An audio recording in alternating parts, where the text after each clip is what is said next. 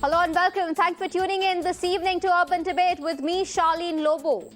No debates, only disruptions.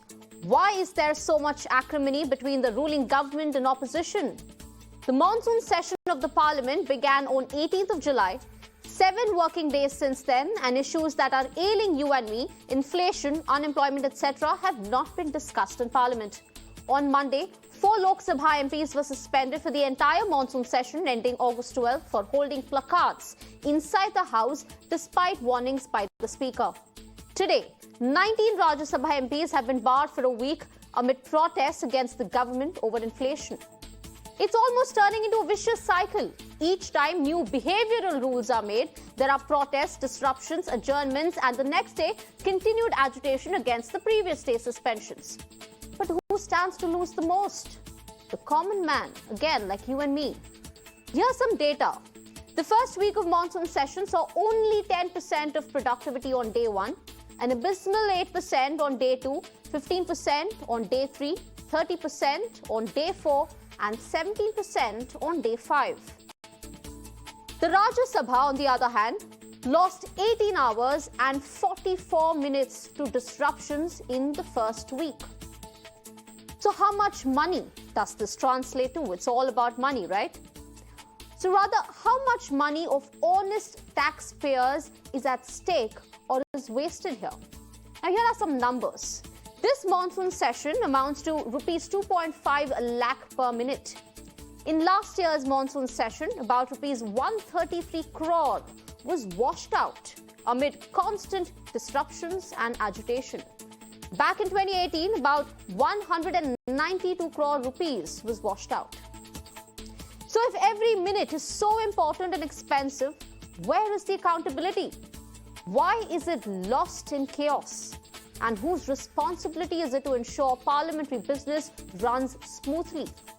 To discuss this, I'm joined by Dr. Syed Nasir Hussain, who is a Congress MP of the Rajya Sabha, Dr. Rajdeep Roy, BJP MP of the Lok Sabha, as well as Neerja Chowdhury, a senior journalist. Thank you so much for joining us this evening to speak and share your inputs there. But first, let me go across to my colleague Madhav, who's also joining me right now live on the broadcast. Madhav, how important is it for the parliament to function smoothly? What's at stake here? We did see the numbers and the money it amounts to, but why, in practicality, why every minute matters? Well, it is very important. The government has obviously got its legislative business that it wants to, in fact, actually bring out and pass through the course of this session. At the same time, opposition says that they're raising very important issues that are pertaining to the common man, issues pertaining to inflation, and these GST rate hikes are only going to increase the burden of the common man, and therefore they have every right to demand a debate on this issue, demand accountability from the government on this issue, because that is what parliament is meant for, and that their voice should also be heard. But remember, the government is coming out to defend its own position, saying that they are willing to have a discussion, but because the finance minister is indisposed, why not wait until she comes back to the House, because she is the one who will ultimately have to respond on this entire issue, to which, of course, the opposition has said that there is collective accountability of the cabinet and that the government cannot run away from its own responsibilities. But be that as it may, the act of suspending these members of parliament is, of course, something that has caused a huge amount of controversy, because when you talk about what happened yesterday, it was 4 members of parliament,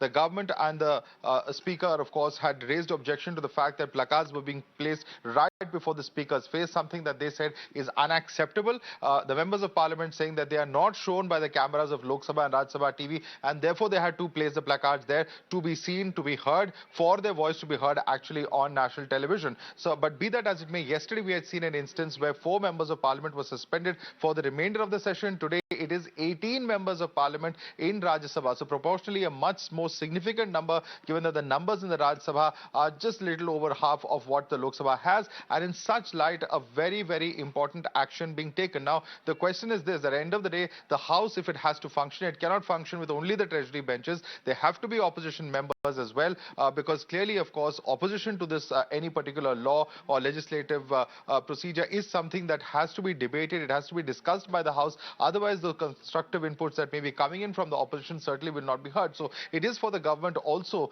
at some level or the other to answer whether this kind of action is proportionate to what we have seen, because we've seen bigger disruptions, for instance, during the farm bill. We've seen, more acrimonious sort of slogans that were shouted through the course of those debates. And did it lead to this kind of a suspension of over 18 members? Because this, remember, is a huge number of MPs to be suspended. Now, the government, of course, having made its own position clear, what will the strategy of the opposition be? How are they going to take forth these issues? And, of course, if there is a debate that takes place over the next few days, will now the issue be that of the suspension of the members of parliament, which itself has become an issue in past sessions? So all of this is something that we have to watch out for. And of course, at the same time, of course, the most important aspect is what actually happens to these GST rates, which is the subject of this entire debate, this entire fight between the government and the opposition. At the same time, there are several other issues like Agniveer, so on and so forth, which the opposition has said that they will take up in the course of the session. What happens to all of those issues is also going to be something interesting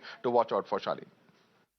So talking about the opposition here, they say it's, their democratic right to protest that's being curtailed, that's being muted here. Is there merit in this opposition's complaint that their voice is being silenced?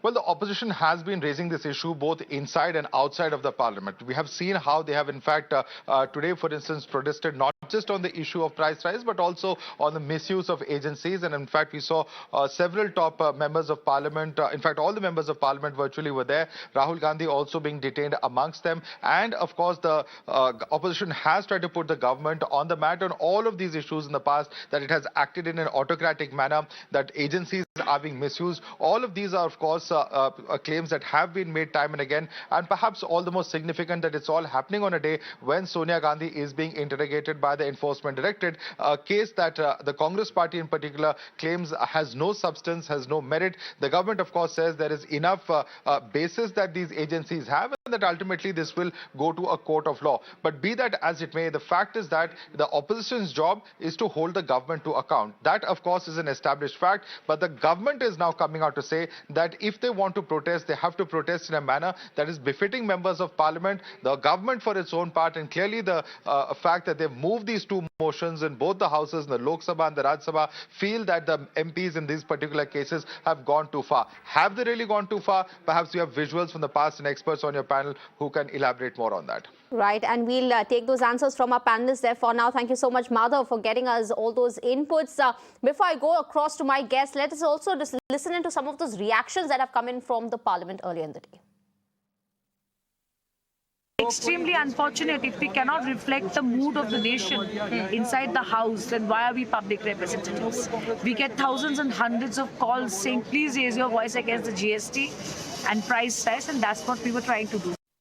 हम लोग 267 देके officially हम लोग महंगाई में discussion मांग रहे हैं, और आज जब हम लोग ये मांग किया तो तृणमूल कांग्रेस का जो 7 MP है सबको सस्पेंड कर दिया गया। इससे सबूत होता है कि यह तनाशाही चला रहा है पार्लियामेंट सदन के अंदर नरेंद्र मोदी, अमित शाह का बीजेपी पार्टी। हम लोग तो पब्लिक साधारण जनता के बारे में हम लोग बोलना चाह रहे थे, तो हम लोग को बोलना नहीं दिया है, बगैर हम लोग का सपोर्ट किया है।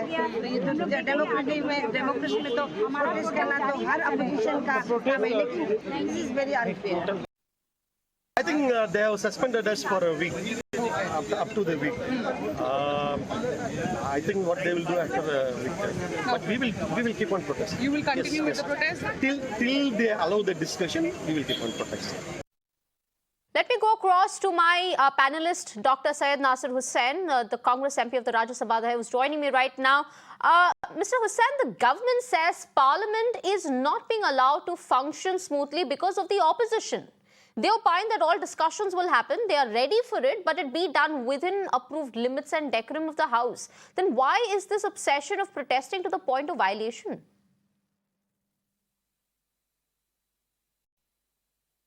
I think the government is trying to mislead the nation. It is very clear that the government doesn't wish to discuss any of these issues raised by the opposition. In a parliamentary democracy, it is obvious that the government will come out with its bills, schemes, programs, policies to be discussed in the parliament, and the opposition and all the members of the parliament will have to discuss that. We are ready to discuss that. We have discussed that in the past. We have cooperated with the government in the past. We have even passed certain bills with a consensus in the parliament.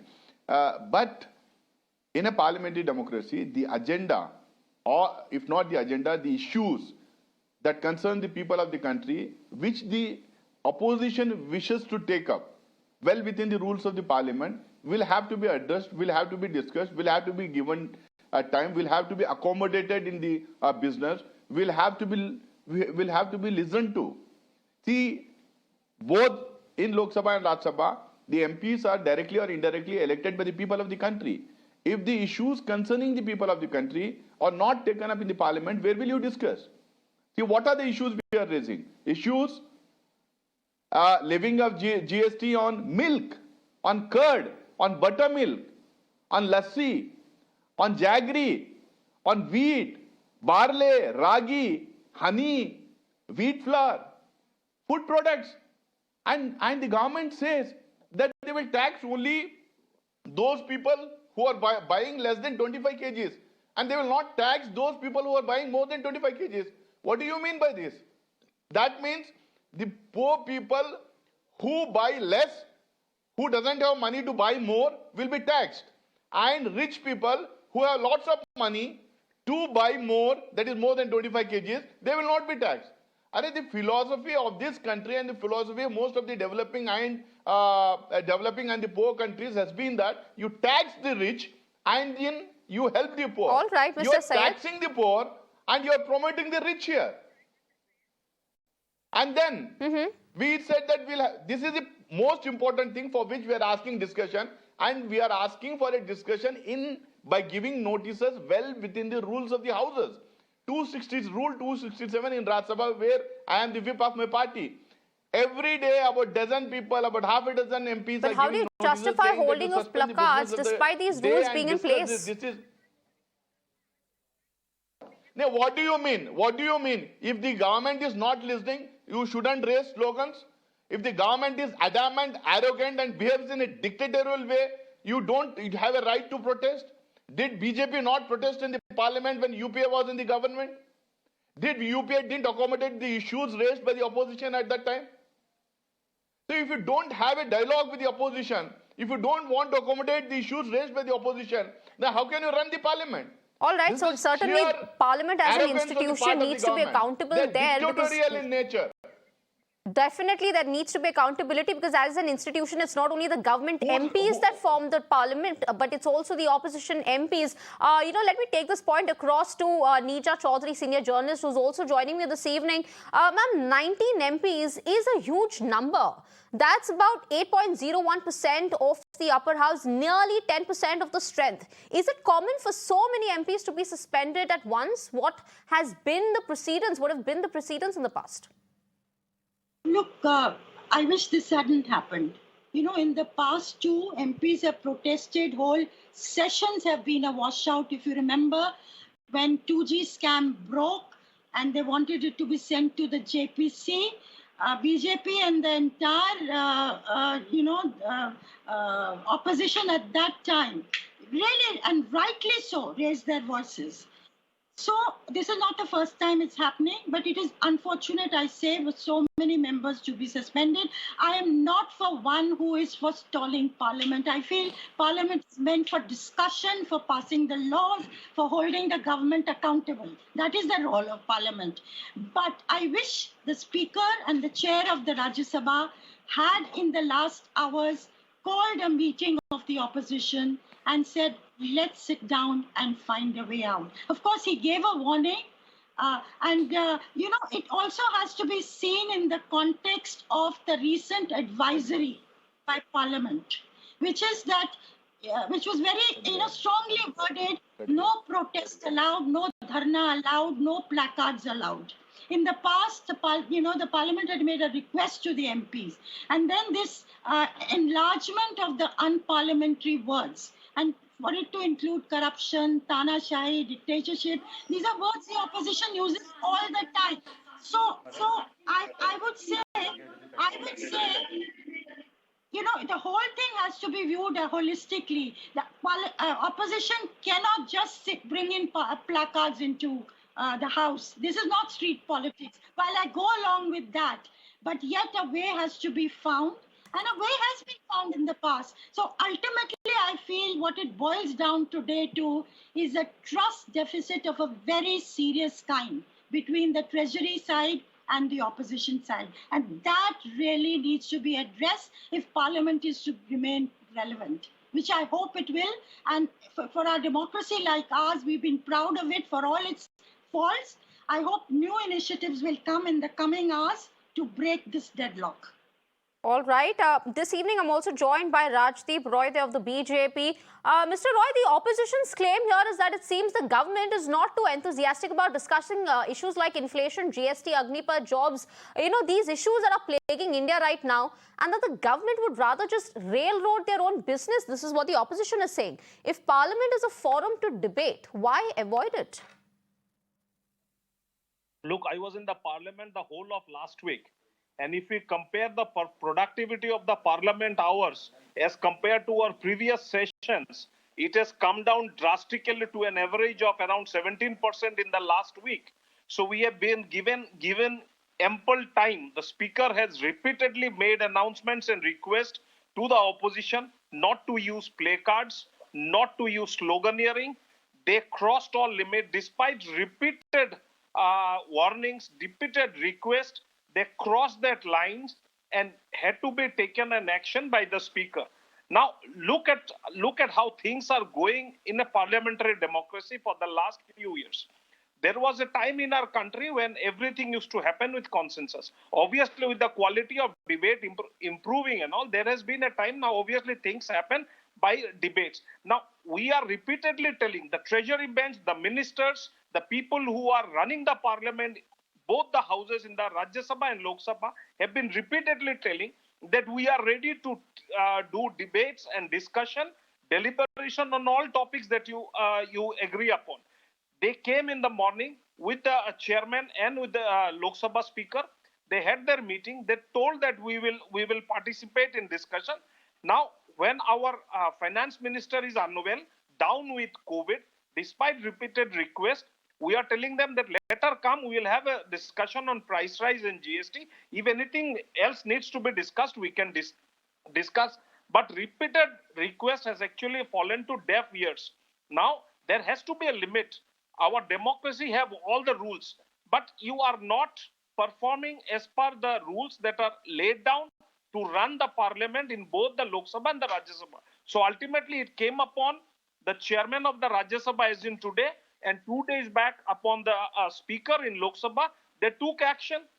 Now there is no need to raise a hue and cry that you have not been given time to discuss. All right, let me take this counter across to Nasir Hussain there. Mr. Hussain, there are a slew of issues the opposition is cornering the government on, and one of the top priority being here price rise. You yourself said it. Now the government says it is ready for this discussion. We also heard Mr. Roy say that it is ready for discussion. Just wants the finance minister to recover from COVID. When she's back, the discussion will happen. Then what's the rush? Why not wait? Let the parliamentary business continue and then discuss when she returns. Sharlene, let the country know who has told whom that there will be discussion. Has the chairman in the Rajya Sabha said that there will be discussion? Has the speaker in the parliament, in the Lok Sabha said there will be discussion? Has this been conveyed to the opposition parties? The opposition parties in return, in both the houses, have given notices under particular rules of the house to take up one particular issue and discuss. Has the government agreed for the discussion? No. Had the government agreed, there would have been a discussion. And they go out and tell on the TV debates, they go on claim in the TV channels that they are ready for the discussion. If they are ready for the discussion, tomorrow we will discuss in the morning. Why are they running away from the discussion? If they were ready for the discussion, whole of last week was washed out and already 2 days were lost out, why we could have discussed? No communication, no meeting, no consensus, no dialogue. One more question to the BJP spokesperson. In both the houses, the opposition parties have been asking for discussion on various issues for the past, from the time from 2014 till now. You give me one instance on which the ruling party has agreed for discussion, has allowed discussion, and discussion taken place. Okay, Please. so let me take these two questions across there to Mr. Roy. You heard it. Two questions. One being that these claims are only being made on the national television and there is no such promise where the government is saying they're ready to discuss. And secondly, one instance from the past where the government has agreed to opposition's request of a discussion. In the all-party meeting for the last week, there has been repeated meetings where all the leaders of the opposition political parties gathered at the chamber of the speaker and the leaders of the BJP and other NDA ruling parties also discussed the issue. And we told them categorically, whatever issue you would like to discuss, you give as per the time. Now, you have to understand one technical thing. When the parliament session convenes early in the morning at 11 o'clock, the first 1 hour is meant for the question hour. Now that question hour is vital, whereby you have 20 questions and its supplementaries taking place as per the pleasure of the speaker. Now, if you don't let that first 1 hour actually take place as per the protocol of question hour, now, these 20 questions, these 20 people coming from 20 MPs coming from all across the country loses the chance, loses the draw of lots to ask their question, which are very important to their constituency. Now, the speaker in front of me, I was present in the house, repeatedly for the last week and this week also, 2 days, 3 days has passed. He has been repeatedly telling, let the question hour go. After that, we will give you chance to speak, as per discussed in the meetings and all.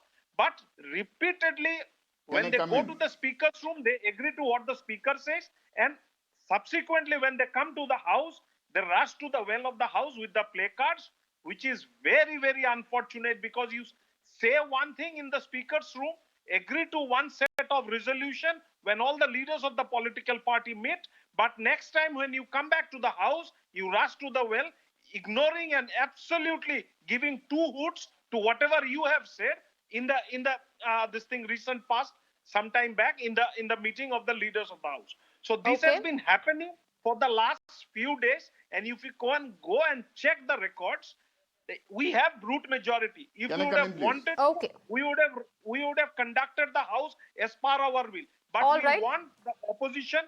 Just a second, just 30 seconds. We want the opposition to participate in the debate.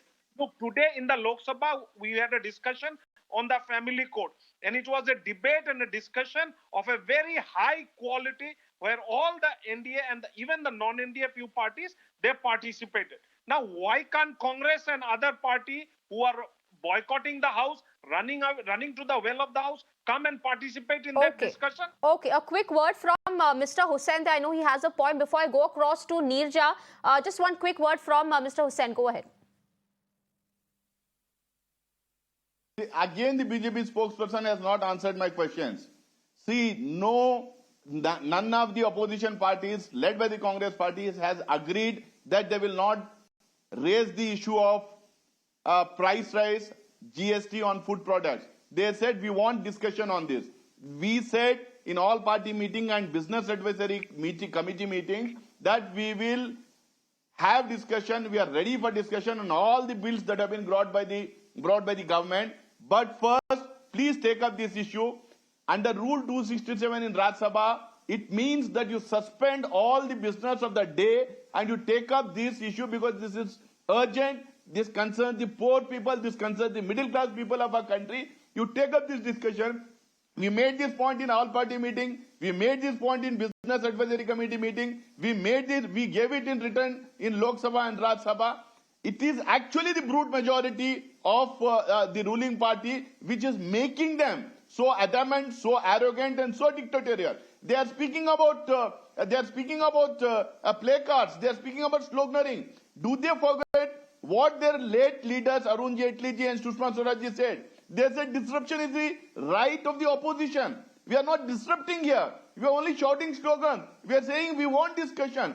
If you are ready for discussion, why didn't you allow discussion for the past 5 + 2, 7 days till today? All right. You allow discussion tomorrow morning. We are ready for that. Okay, so we're going around. Our fight is for discussion. Okay, Mr. We are Hussain, given looks it like... in return. All right, Mr. Hussain, looks like we're going around in circles. The opposition constantly asking for discussion and the government side saying that we're ready for discussion, but it's just creating, the opposition is creating havoc and chaos here. Let me get a neutral perspective from Neerja. Neerja, the suspension of MPs should be an extreme step, but sadly this is turning into a norm. Why is there so much acrimony? It's almost as if a session starts, there's disruption, then suspensions and adjournments, and next day more disruption to protest the previous day suspensions. This is becoming a vicious cycle. Where do you draw the line? Who ensures smooth parliamentary business here? Look, suspension of MPs is not a very desirable development at all in parliamentary democracy.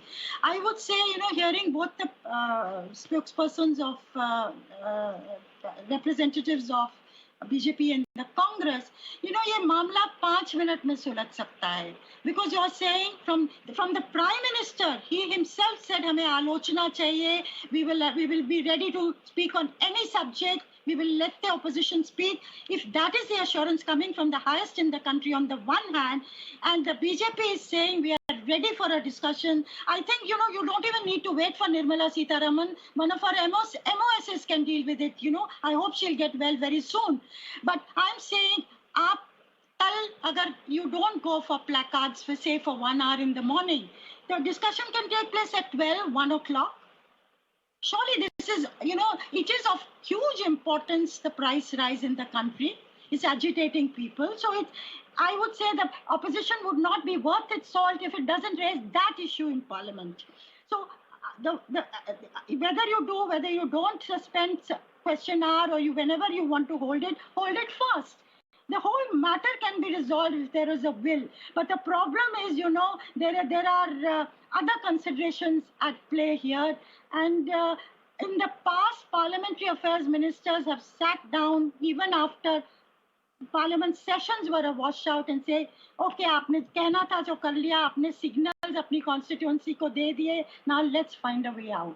क्या चाहिए आपको, let's find a way out so that parliament functions. And I think that this kind of a give and take is necessary. Otherwise, our parliament will become a mere formality. And that's what neither the BJP wants, nor the Congress want, nor do you and I want. Absolutely, Neerja. Where there is a will, there is a way. And as you put it, if a proper plan is charted out, you could have question hours and discussions when needed. Mr. Roy, let me come to you. The government says, and even Neerja Chowdhury also was making the point about the finance minister. The government says wait till the finance minister returns. But this is a government we're talking about, an institution that's run by a cabinet, a group of ministers. It's not a one-man show. So if one minister is absent, should the business be halted? Should debates be postponed? Where is the collective accountability here? Look, I understand. I very well get your question. But we are not suspending the business. That's what the contention is. Whatever has been listed as a business in both the house, our request is let the business go on at an appropriate time when Madam recovers from COVID positivity. She is well to take questions and explain and talk in the parliament. Let her come. She can come and give the answers and all. It is not that government is shying away and all. We have repeatedly told, and we have seen it in the last session also, they were trying to create this sort of disruptions in the house. And we repeatedly told them, that, look, we are not, you give us a notice, maybe a half-hour notice, half-hour discussion notice or anything else. We are not shying away from discussion. That is our primary contention. And you have no right to waste public money and disrupt the house in such a way. Yes, Mr. Hussain, I'll come to you in just 30 seconds. Let Mr. Roy finish his point and I'm coming right to you. No, my point is very clear. The opposition members with all their good sense should understand that a lady who is responsible for the finance and economy of the country is unwell, and then she is taking little time to recover, and we have told categorically, and in the process we are asking let the business continue. whatever has been listed as a business in both the Rajya Sabha and Lok Sabha, we are trying to get it unfolded as per the day's rooster. Let the war go on so that other issues don't get suffered. The governance issue, the lawmaking issue, the passing of the bill does not suffer. Like today we have had, after so many days, after 7-8 days of functioning parliament, today for the first time we had a wholehearted 4-hour discussion on family courts bill in the Lok Sabha, and it was a very high quality debate that happened today. Now, this happened only because the Congress and other few opposition party walked out of the house at certain point of time, and there was absolute peace and tranquility in the house during the second hour of the day between maybe 2 o'clock to 6:30. But Mr. Roy, but Mr. Roy, the peace and tranquility, you're talking about that, but isn't the parliament made up of both government MPs and opposition MPs? So by suspending opposition MPs, where is the room for opposition? I did not say. We, in all honesty and sincerity, we told that let the opposition come and discuss. But I told you categorically, 11 to 12 noon, first hour of the day in Lok Sabha, it is for the question hour. There are 20 questions listed as business. People should be given chance to ask their question because it comes after rotation, after many days and all. Okay. One person getting a draw of lot for a question is like a great thing in parliament. For someone who's a first timer, they understand the importance of this because they raise the issues. All right. So Parliament is discussing as per the roster, as per the schedule. One quick word there again from Mr. Hussain. I know he wanted to make his point. Before I take one final question from each of the panelists there, Mr. Hussain, go ahead, make your point. Sharlene, I for the time being, let me trust and believe the BJP spokesperson that the issue will be taken at the appropriate time. He said that a notice has to be given. Notice is being given every day, both in Lok Sabha and Rajya Sabha, but not less than 1 dozen MPs every day. So notice is already being given. You ask him, they said the same thing, they did the same thing earlier also. When we asked for a discussion on farm laws, did they ever have a discussion on farm laws? When we asked for a discussion on Pegasus, did they ever have a discussion on Pegasus? When we asked for a discussion on Chinese aggression, incursion and national security, did they ever have a discussion on that subject? We asked for a discussion on petrol, diesel and gas prices, did they have a discussion on that? We asked for discussion on post-COVID and COVID complications, they never had a discussion on that. So, every time the opposition asks for a debate or a discussion on an issue which concerns the people of the country, they say at an appropriate time. When will that appropriate time come? See, the notice is given because the issue is urgent. Okay. Let me take that point of appropriate time to, yes, certain bills can wait. I will give this opportunity to Mr. Roy to answer your question of appropriate time. Sharlene, I'll take 30 seconds more. Okay, fine. Granted, Mr. Hussain, 30 seconds more, go ahead. We discussed the opposition. See, Sharlene, Mr. Roy, just a minute. Let Mr. Hussain complete his point and then I'll give you the time to speak. But not maybe to the way they want. Mr. Roy, just give 30 seconds more to Mr. Hussain. He's completing his point and then I'll come to you. There will be no discussion if you continue to disrupt the house. But we discussed COVID, we discussed Chinese aggression. This is the true face. This is the true face. They don't I like do not want to start a disruption and a chaotic debate on my channel. Mr. Hussain, yes, go ahead. You have your 30 seconds. Complete your point. Go ahead. See, I am telling, as a whip of the party, forget about this session. We are ready to extend the session. We are ready to sit for more days in the parliament to discuss all the bills that are being brought by the government. But these are real issues. These are urgent issues. These issues cannot wait. The people are suffering. The common man is suffering. Every day when a person gets up, every day when a family gets up, they want milk for the tea. Kids, babies want milk.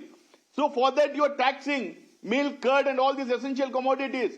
So let us have a discussion on this. Let us extend this session. We are ready to sit for another 1 week, 2 weeks, 3 weeks. We are not afraid of discussion. But why are you hoodwinking and misleading the people of the country by saying you are ready for discussion when you are not? You are not discussed things in the past that have been read by the opposition parties. You are not ready for discussion even now. Okay, one and final word. Tomorrow morning you start the discussion. We are ready for discussion. All right. One final question from all the three panelists there, and I'll give you the benefit, Mr. Roy. I'm first coming to you. I know you had a point to make, and this is my question: uninterrupted functioning of the parliament. Whose onus is it? Is it the opposition? Is it the government? Your answer.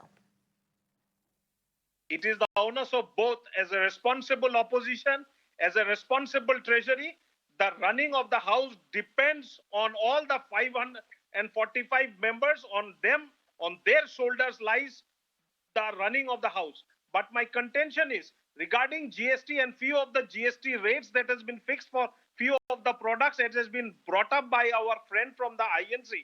He must know that in the GST council mate, that all the opposition party finance minister coming from different states agreed to it, that signature is there in the GST council meeting, which has been it was the central government proposal. It was the central government proposal, dear friend. Mr. Hussain, Your government brought that proposal. I am not encouraging people talking over another here.